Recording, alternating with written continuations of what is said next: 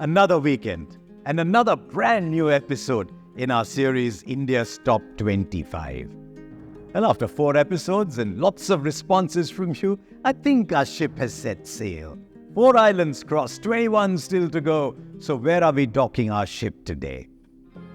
Well, let's call it Heroes Island, because the man we are going to talk about in this episode was definitely one of the biggest heroes of Indian cricket post-independence.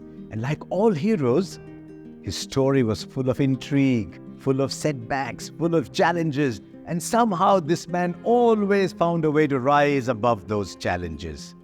That's why, in our countdown of events that defined Indian cricket, today we talk about a day when this hero of ours, Mulwantrai Himmatlal or Vinoo Mankad, put up a performance that would have dwarfed the scripts of the one-man army movies of the 90s. And it wasn't just the performance, it was also the stage and the context. So on that note, let's dive into one of the greatest performances ever by an Indian cricketer, which is also event number 21 on our countdown of events that defined Indian cricket.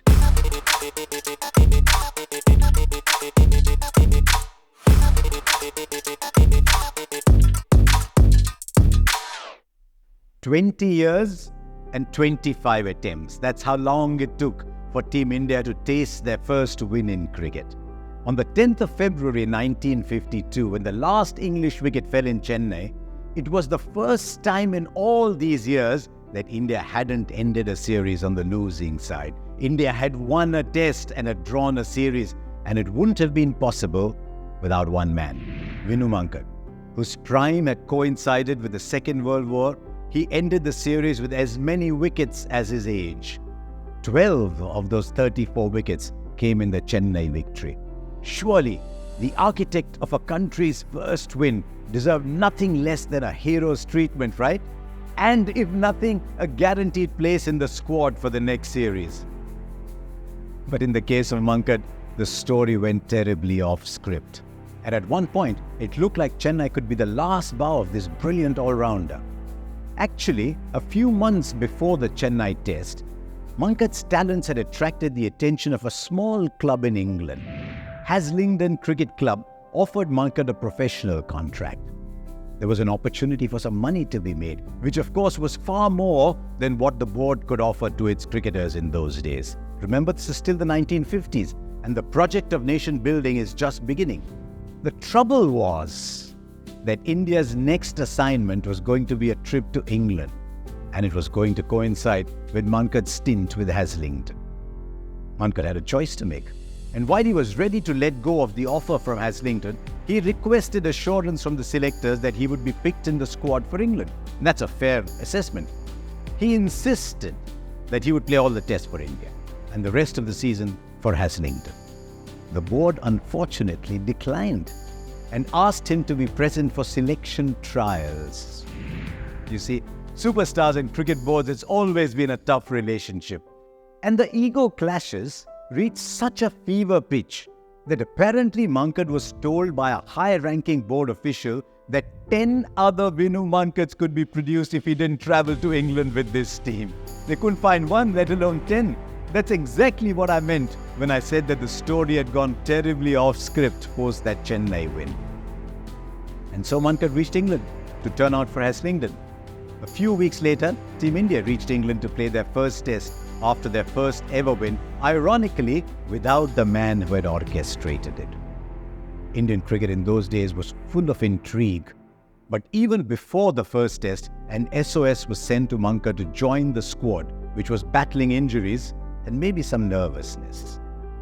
This time it was Haslingden which denied permission to Mankad. The result? A performance to forget in the first test, where the team found itself reduced to 0 for 4 at one stage. If anyone had any doubts how much Mankad was needed in this setup, it had all but evaporated after this performance from the team. But the challenge now was how to get Mankad back for the rest of the series, because now Haslingden wasn't ready to let him go. Just imagine being Vinoo Mankad in this situation.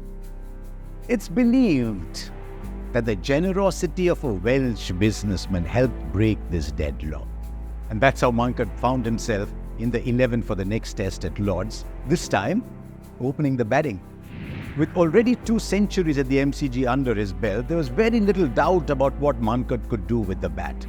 And a knock of 72 in front of Bedser and Truman confirmed his pedigree. But little did anyone know that this would be the least impressive part of his showing in the test. When the time came for them to bat, the Englishmen proved hard to dislodge. They batted more than 200 overs to score 537. And of those 200 plus overs, 73 came from Vinoo Mankad, who finished the innings with a 5-wicket haul. Yes, 73 overs. When was the last time you heard a bowler bowl 73 overs in a test match? In fact, Vinoo Mankad bowled 70 plus 4 times in his career. Then, you've got to believe this. Despite bowling 73 overs at the age of 35, Vinoo Mankad walked out to open the batting again and smashed 184 out of India's total of 378. And remember, nobody else got to score even 50 in this innings. So 72 in the first innings, 73 overs and a 5-wicket haul.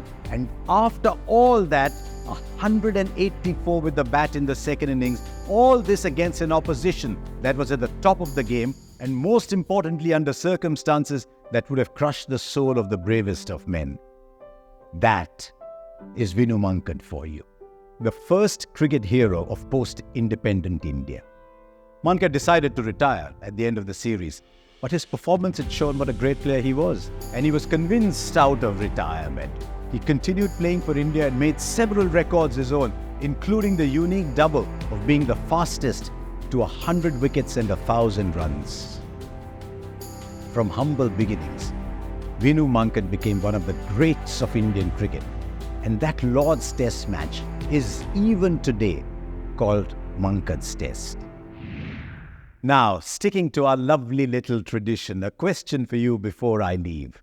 Vinoo Mankad became the first Indian to score multiple double hundreds in the same series when he achieved the feat against New Zealand in 1955.